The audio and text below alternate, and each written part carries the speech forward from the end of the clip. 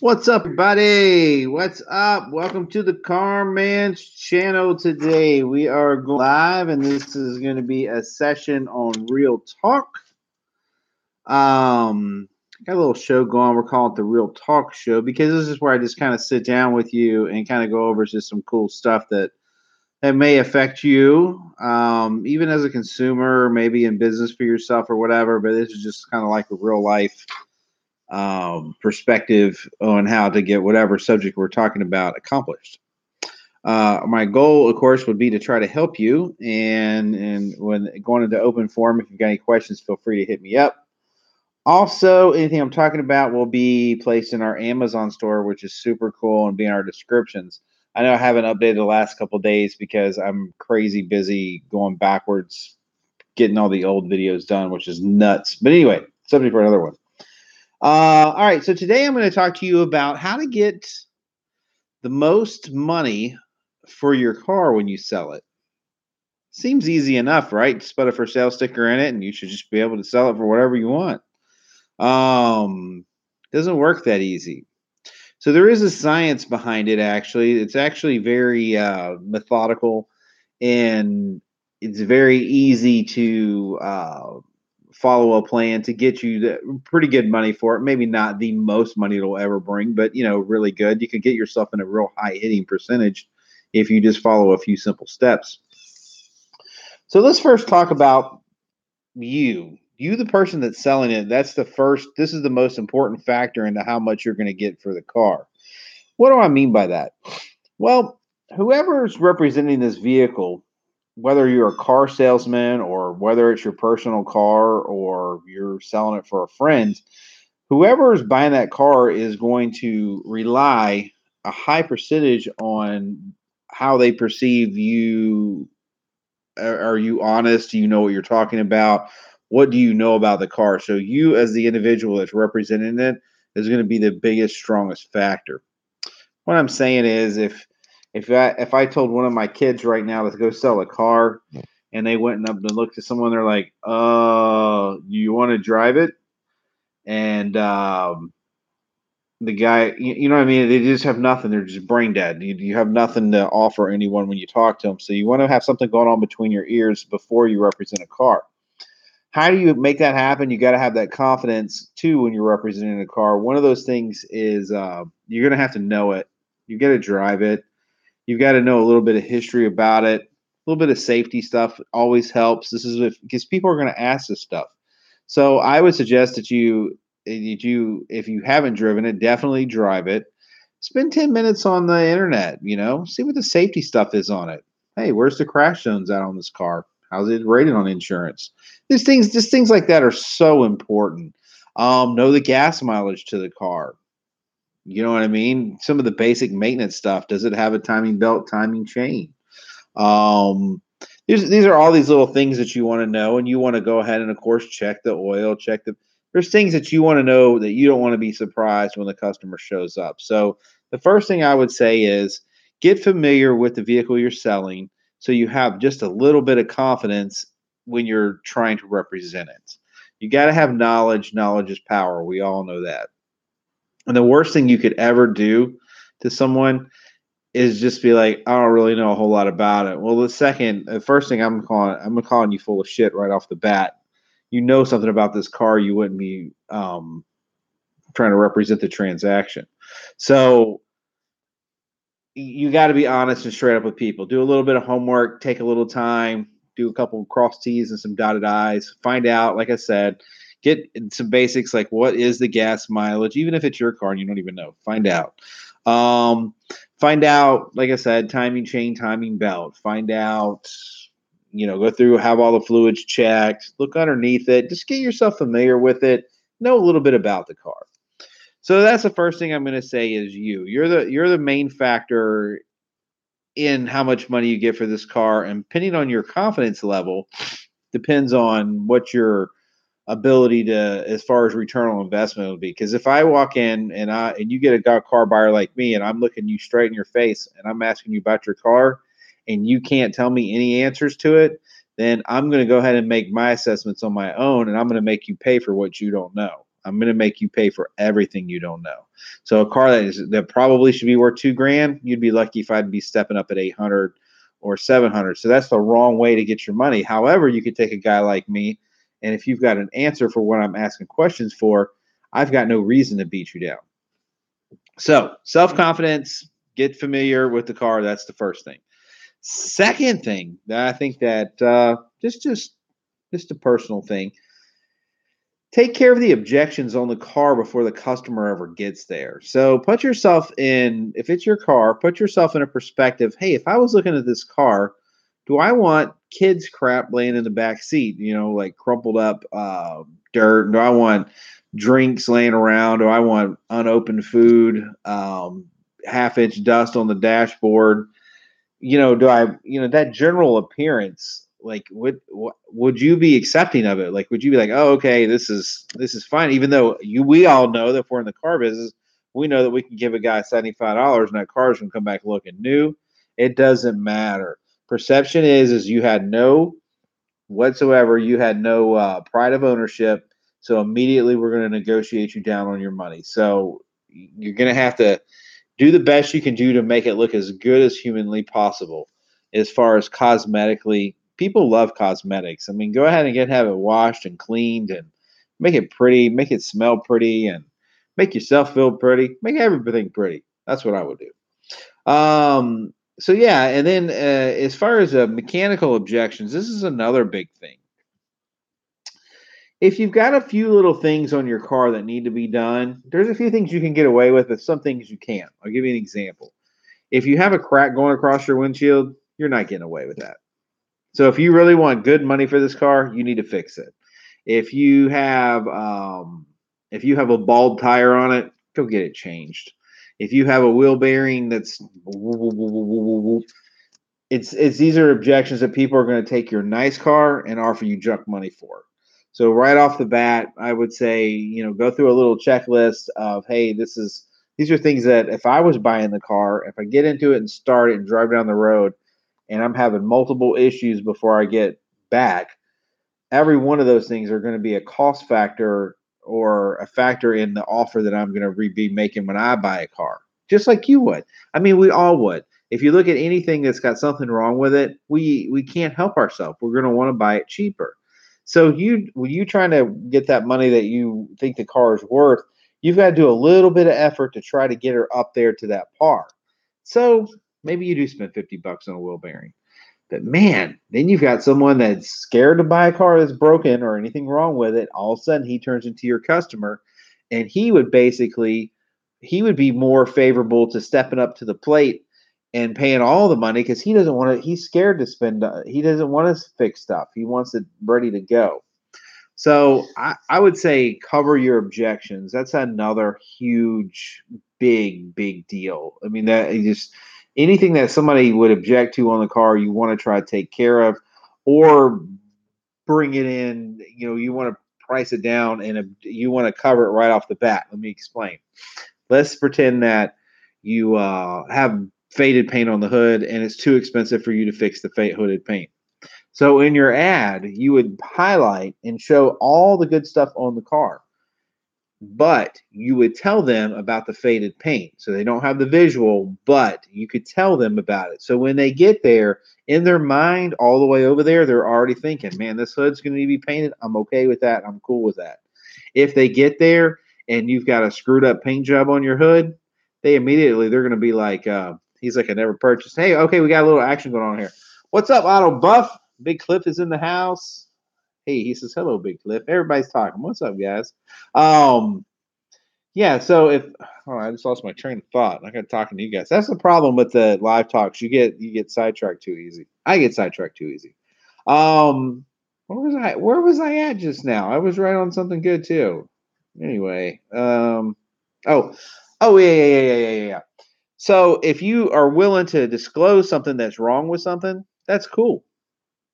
Because people can understand that and they will be willing to work with you. But if you conceal it and then bring it on them when they're showing up in person, you're just going to have a really hard time. You're going to have a hard time overcoming that objection. I've done that a million times. I don't even anticipate cars to be ready to go when I look at them.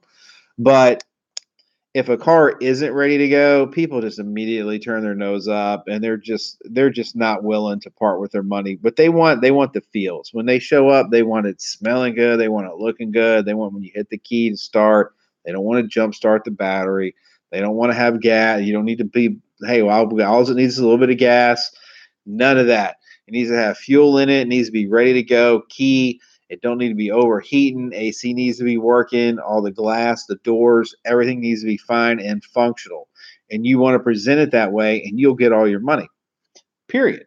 If a car is ready to go, that's the first step. If that's the first step to making good money on a car. Now, if the car isn't worth putting it in, you're not really the guy I'm talking to right now, because we all know that, hey, well, hey, if it's a piece of whatever and you really don't want to mess with it, then just take what you can get for it and move on.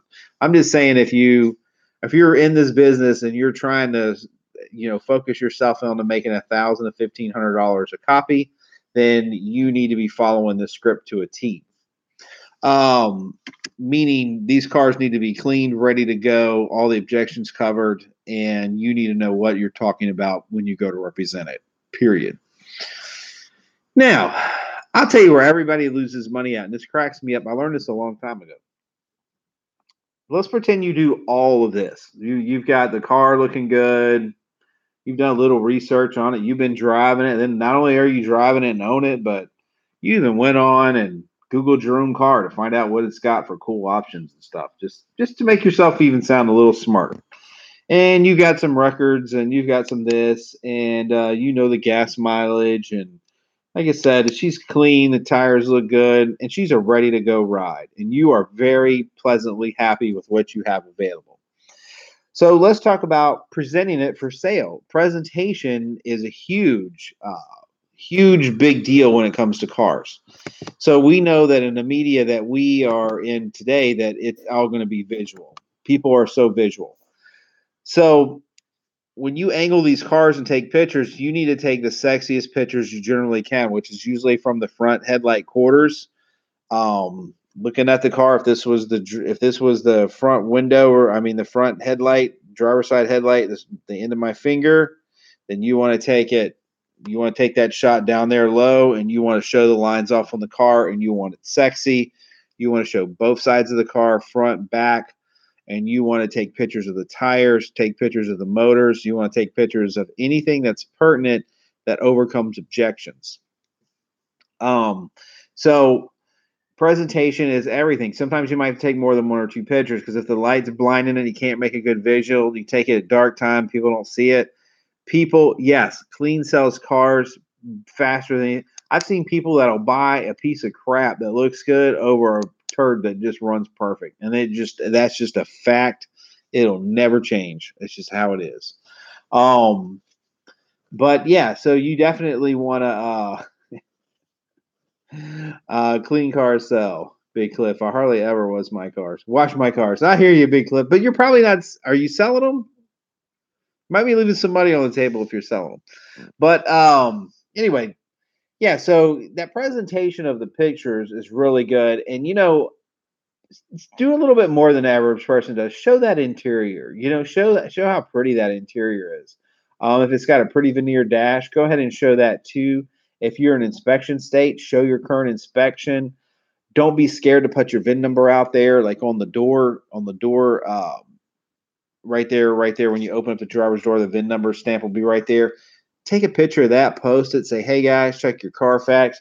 Be like an open book with these people as far as being warm and welcoming. That's what I'm saying.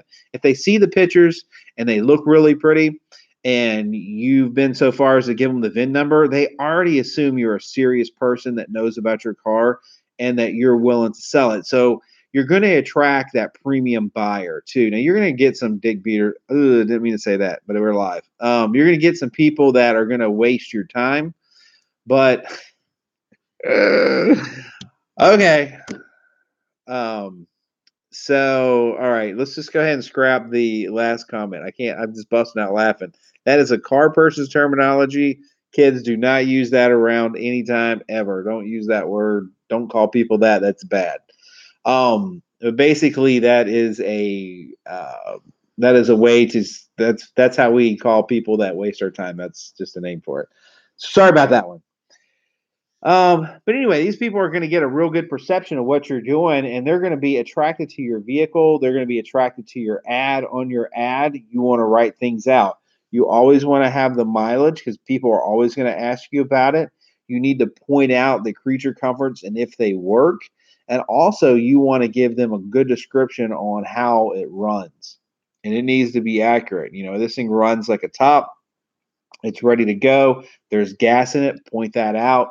And it's ready for a test drive today. So you're going to make everything willing and ready. This is what real car dealers do that are professionals. They're making stuff you're ready to go. Yeah, you definitely got to keep it family friendly. It's just bad terminology. You can't. Sometimes when you're doing live talk, you just start talking and you just don't realize what comes out of your mouth. It's a bad habit. I'm trying to break it. So long story short, you definitely want to. That presentation is just so much. Like it comes from the pictures, it comes from the description, it comes from really from the description, meaning you've hit the cosmetic side of it, you've hit the mechanical side of it, and also you want to hit the valid part of it. Hey, we have a clear title in hand, ready to go. Some people are worried about that, and then also specify the times you're available, and then be available when they do, or might even tell them, hey, listen, we're very serious about selling this car. If you call or text, we will return it. People love that. People love it. You'll go right to the top of the line on their shopping list right off the bat. Yeah, I got you, Big Cliff. Back in my day, cars had minimal accessories, no AC or power steering, etc.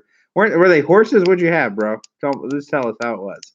All right, so we got the presentation down right now. The guy shows up, and then when people are wanting to come see it, don't have 25 people show up at one time, because what you're going to do is you're going to aggravate the people that are.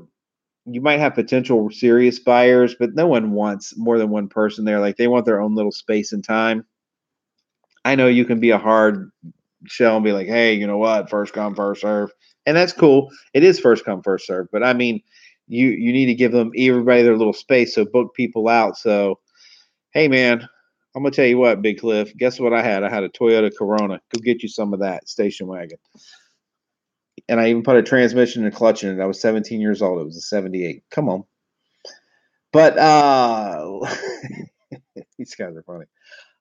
Anyway, long story short, I'm losing my track again. Where I was going with that? Where was I going with that?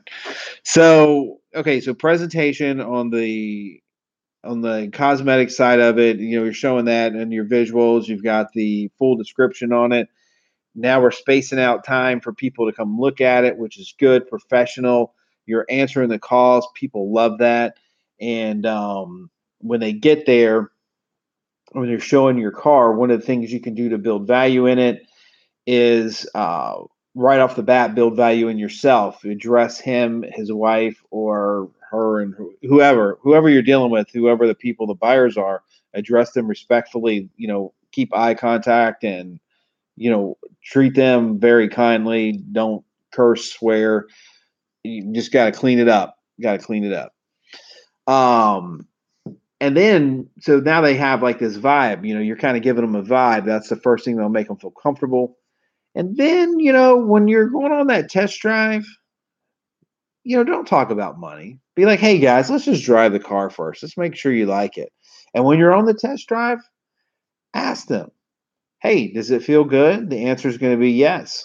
Hey, does the brakes feel good? Yes. So you want all these yeses going in place when you're taking them for the test drive. That gets them in the mind to say yes, yes, yes. So when you get back, you got to be willing to hold your guns a little bit. And when I say hold your guns a little bit, I mean they're going to ask you, "Hey, what's your best price?" And you know what my best price, or what my response to that always is? Hey, look, I tried to price this car very fair, and I did, because you're here looking at it, and honestly, it is a good car, and I think I'm pretty fair on it. So why don't you and just you make something light of it and say, "Hey, can we go ahead and just earn your business on it, because it's a good deal." And that puts them in a different perspective right off the bat. if they're what we call if they're a serious buyer and they're looking and they're just there, they're probably going to hook right then. If they counter you, they're probably going to counter you for a less offensive number than they originally were. They're going to give you a little bit of bounce space. And how I handle that usually, sometimes you always got to be willing to give a little, 50, $100. But if you will back them up on the first offer, second offer, I mean, don't be so willing to be like, okay, I'll knock off 500. I'll knock off 1,000. No, you've done all this work. You've made sure it's clean. You've done the ad right. You've done a little research. Um, um, yeah, exactly. And that's what I'm trying to tell you that people are so most people are understanding. If you're like, hey, look, this is a really nice ride. I can't replace it for what I'm even selling it for. And you can always blame it on the wife. I blame everything on the wife. I hope you blame it on the wife. Just blame it on the wife. You get blamed for everything else. This one gets blamed on the wife. And everybody knows that you don't go pissing off mama. We know that. Like, I can't even tell you how many times, like, even real life, I'll be like, hey, I ain't asking her. That's on you. You want to ask her? I mean, I'm out. I mean, my wife wants something. That's how it goes. I mean, I ain't messing with her. Um, I mean, we know wives can be pretty tough, and as a dude, I'm telling you, mine can be extremely tough. And I know your guys out there, them ladies in our lives, and we like to make jokes, but I mean, they are no joke if they're not happy. I think we can all understand that and get along with that. But at the same time, you can blame it on her or whatever, but you can give up a little bit. It's okay to lose a little bit. Everybody wants to win something, and you got to give them a little something to win, but you can push back enough to where you don't have to really lose anything. But that would be my basics on how if I were going to just say if I was going to sit down with one of just someone I knew in general and say, hey, this is what I would do if you're trying to get as much as you can for your car. This is kind of what this is where I'm at on it. I mean, yeah, right. Okay, so let me check you guys out here. Okay, so that's where I'm at on that, and we got the floor is open right now. If you've got an input on this, I'm going to catch up on. Well, I've okay. Hold on, let me back up here. Okay, looks like Big Cliff and Auto Buff are out of here, so let's just see what's going on here. All right. Okay, the car you had for a long time, you learned to live with all the faults and smells too. Okay, I like Big Cliff's a cool dude. Big Cliff, where are you from again? I forget. You have to tell me. And and what are you driving now anyway, Big Cliff? That's what I want to know. I want to see what old Big Cliff he's up to. All right, let's see. Auto Buff. Okay, you learned to hit. Okay, a lot of turns are Hurley. Ever wash my cars? Which oh yeah, I watched that one. Okay. I keep my vehicles like I keep my wife.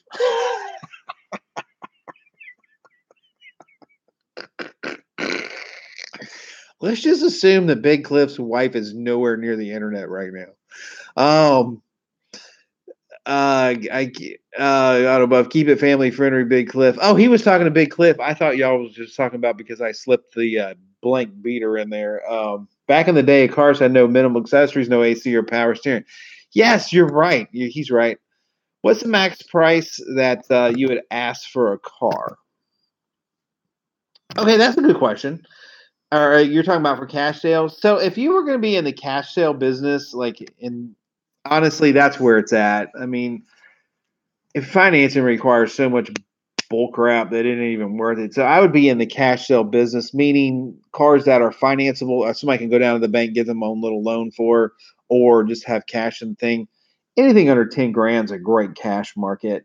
I mean, when you start getting over 10 grand, it gets a little harder for most people to. I mean, a lot of people can put 5 grand on a credit card, or they can go down and get a little signature loan or something. People can get a $5, $7, $8,000 car even. Navy Fed is a great place, especially if you're in the military area.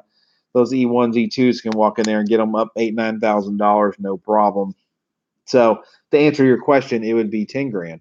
Would be the max I would want to play ball with for retail. Like I'd want to buy it for less than 10, but the most I'd want to retail for out's about 10 grand.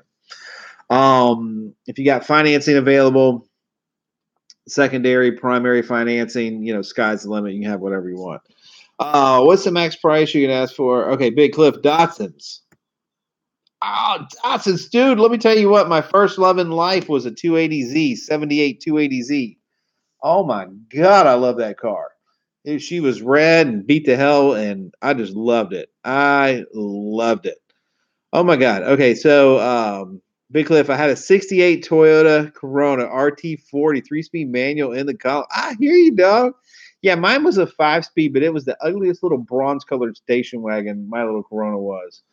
I had a Datsun B210 back in the day. Remember those? You'll probably remember those, maybe not. I started in the car business. I'm gonna see how far back this goes. My very first project car, it needed a fender. It was a 70. I may be wrong on this, but it was 77, 70, somewhere in that neighborhood, late 70s, Honda CVC. It looked like it was the smallest version of a Honda you've ever seen in your life. It needed a fender. I bought that car for $150. We spray painted the fender and kind of got it going, and we sold that car for like $700. And that was the beginning of the Car Man's projects. That was almost 30 years ago. But that's where I started too. So I got real fond of the Honda CVCs. You know what? That's the first and only one I ever bought. I never bought another one. I guess they were dated by the time I got a hold of that one anyway. Oh, you had a Gran Torino? Back up, bro. Dang. Yeah, the wife. Happy life. Happy life, happy wife. Yes, it is. Oh, Barbados. Okay. I got you. I have a 2013 with less than 10,000 miles. People don't believe my story. Why? Um, okay. Toyota Helix 2.8 diesel. Okay, gotcha. Okay. Oh. Let's talk about the Suzuki Swift. Y'all ready for this one? I sold Suzuki Swifts when they were brand new, dog. So they used to be the same thing as the Geo Metro, but they had a turbo. Was it a turbo? I'm pretty sure it was a turbo. Yeah, I think they had a Swift GT that had a turbo in it. I can't remember if it had a turbo or not. I think it did. Damn, that little car would fly. But that Suzuki Swift, man, that was the best gas mileage I ever got in my life. I drove from Pensacola, Florida to Baltimore on like $30. It was crazy. I love that car. Do you put a time limit on the cars you have on the lot? Yes, absolutely. I only do them slow now because I only basically wholesale. So when we get them, they're basically I'll take a project as you guys see, and I'll use it for video purposes and the educational behind it because I'm really getting into YouTube now. But as far as the time limit on the cars on the lot, there is kind of some rules of thumb there. So kind of standard. Nobody wants to keep a car past 30 days, and after 60 days, they get really concerned. But if I was a smaller independent guy, like say under 20 or 30 car, I'd say under 30 cars because you can keep up with 30 cars. Under 30 cars, I would have about a 2-week rotation on them. I just wouldn't even sit on them. It's just, but it's a lot of work. Like 30 cars is a lot of work because you got car sent at auction because you've got to keep them going. And then you've got the new rotation of cars coming in constantly. Unless you're out buying them individually, so you buy them super cheap. Okay. If you can buy a car in cheap, you can sit on for a longer rotation. But this comes back into what I was telling you how to buy these cars. If you buy them, this is from yesterday. If you buy them, let's say you buy a car that's worth any day of the week's worth 2,500 and you've got 700 in it, you don't care if you sit on that car for 30 or 60 or 90 days. No matter when you sell it, you're making money.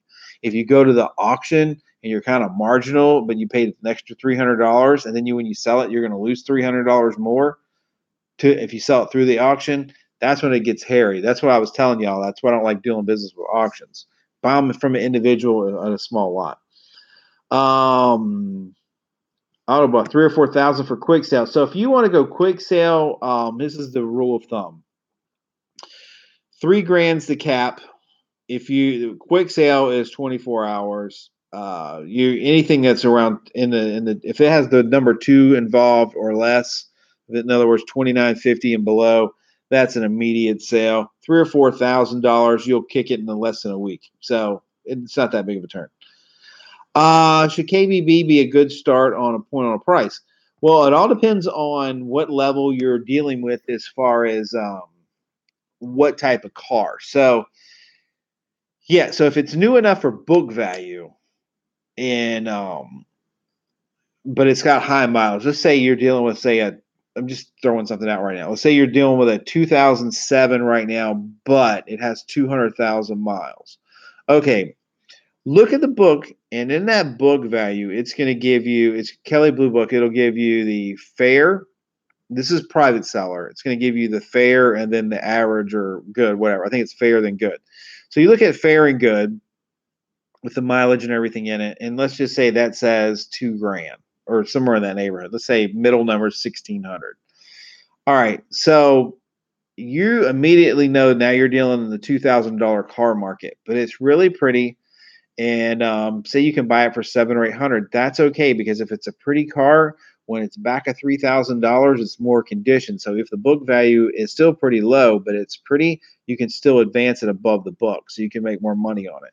If you go higher than that, if you go in the $3,000 plus range, they're going to hold you to the fire on the book value. So the book value is going to go against you. So if you're going newer, yeah, the book value is a great point. If you're going newer, lower miles, the book value is great. If you're going high mileage, the book value, no. I used to rally my. Hey, cool. Big Cliff's a pretty cool dude. I had a Triumph Herald 1200. I hear you, Doug. All right, I buy a KBB trade in value or below. Is that a good gauge? Well, Buff, that is a great gauge. If you can buy a KBB trade in, I'm assuming that you're buying a good KBB trade in or fair somewhere in that neighborhood. You're getting it good. You shouldn't be losing money on anything as long as you got mechanically and a little bit of cosmetics going for you. So yeah, that's definitely. Um, 3-cylinder 1000. That's pretty cool. 1000 cc. That's pretty badass. Okay, and let me move down here. I buy KB training valuable as good shade. Okay, 3. So okay, do you ever buy Rex to repair or too much time? Okay, so that's a great. Why don't we talk about that tomorrow, Autobuff? Because that's a very involved discussion, and there's a big company for that. You got Coparts and what is it, IAA? I forget. One of you guys that out there do that, y'all can enlighten me. But yeah, so people do wreck cars all the time, and there's plenty of shops that know how to fix them correctly. Um, he hasn't lost yet. Well, it's only a matter of time, my man. Um, but there's plenty of shops that do repairs that really know what they're doing that can ensure you get in a good, safe vehicle. And if you're one of those people, that's right up your alley. If you're not that guy and you don't have that guy that can do the work for you in the background, then no, that's not an option. It's too risky, and you can never put gain or profit over someone's safety ever, ever. So if a car's been smacked really hard, I mean, we can look good to us because we don't know the difference.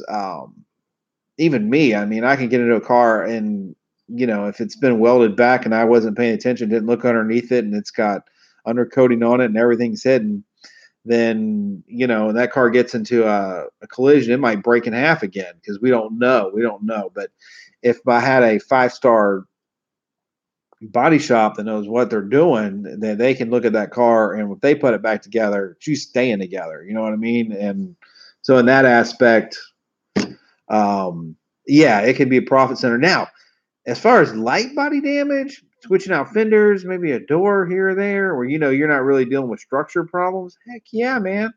I do it all the time. If I get one with a busted headlight, that's perfect. Grill, front nose, rear nose. Yeah, absolutely.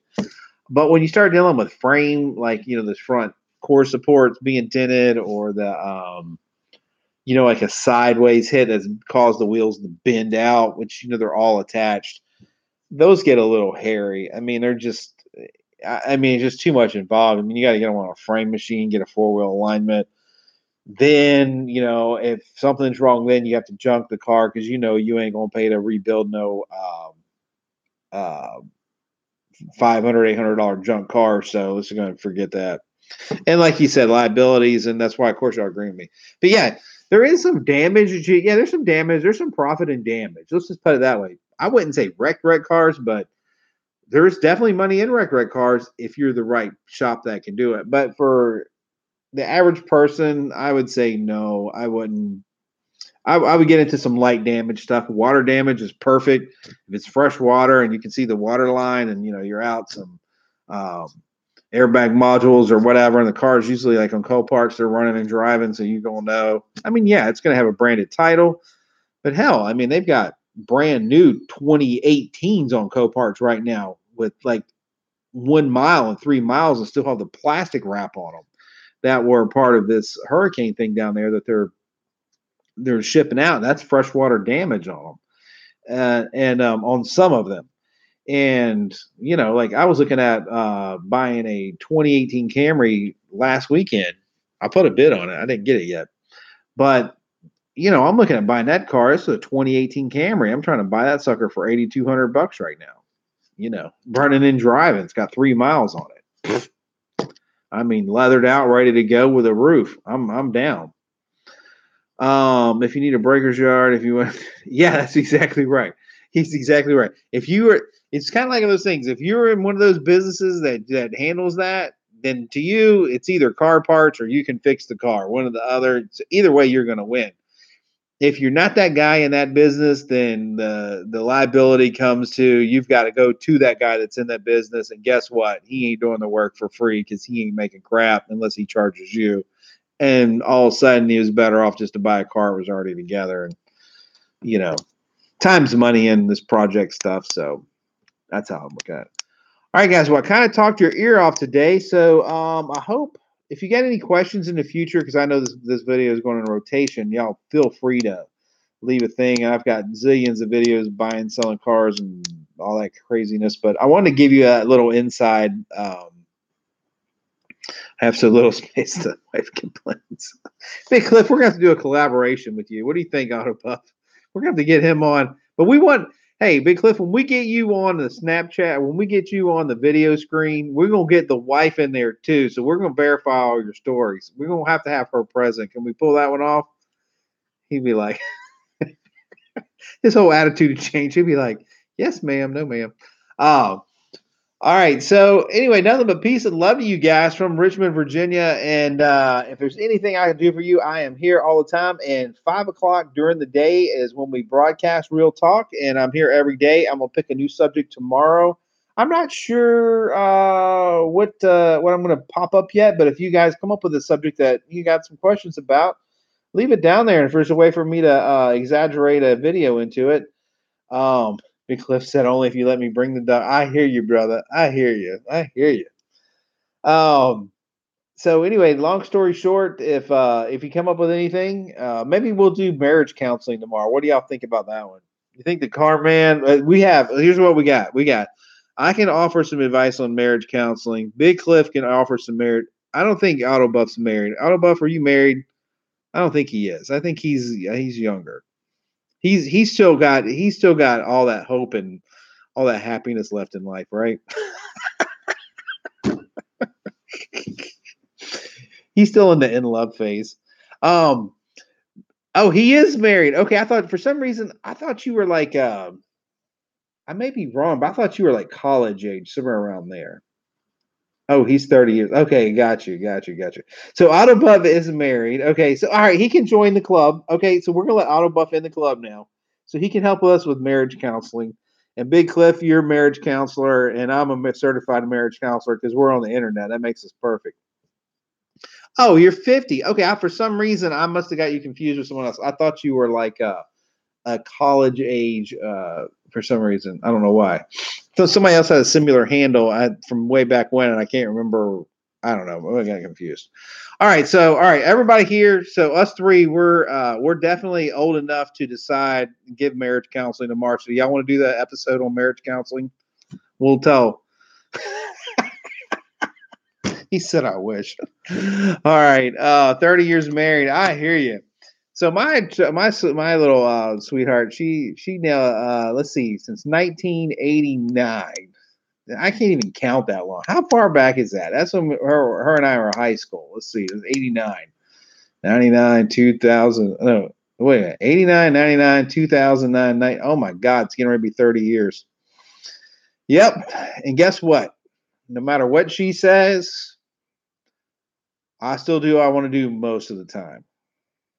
Okay, I'm lying. She's not home right now. I can't verify that. Uh, he says Jennifer's a sweetheart. She's a sweetheart. Yeah, she's not a sweetheart. I'm gonna go ahead and I'm gonna take to the air right now. So in the morning, you know what she makes me do? I'm just complaining since we're doing marriage counseling tomorrow. So in the morning, I'm doing this fasting thing at 3:30, which is hilarious because I'm a big eater. But anyway, this woman makes me go to Hardee's and get her a butter biscuit one morning, and then the next morning she'll alternate it. And then I have to get her a strawberry biscuit. Now, if that isn't bad enough, then she'll make me get her like something sweet to drink, like a Coke or a whatever. And she's no bigger than a minute. So this girl can go down and eat she can go eat at the buffet for an hour and a half, and she still only weighs 100 pounds soaking wet. I mean, I can watch her eat and gain 10 pounds. Like it's that bad. But yeah, she's very she pretty much gets whatever she wants. Salt in an open wound.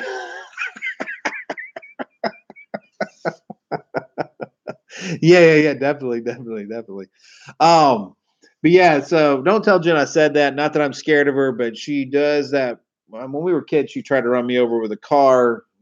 I don't know. I've always thought maybe she might go back to that crazy psycho. Women. I'm not saying they're all crazy. I'm just saying that sometimes the one I'm around, she's got her moments where it might be your brother needs to just step. You need to tread lightly. You don't know what's going to happen. All right. Meanwhile, so I guess maybe marriage counseling tomorrow is that what we're going to go with, guys. So there you go. The Carman's channel. Thanks to our professional representatives on the panel, we are going into marriage counseling tomorrow. Hey, video evidence. No. Hey, we're not bringing Jen in on this one. Jen's out of the loop. She doesn't even know about. I mean, she knows that I do the Real Talk Live, but she doesn't stay for the episodes. And so I've got to. She's not here right now, so I'm good. Like she doesn't even know what's going on, and y'all aren't going to tell her either. Next time she's on.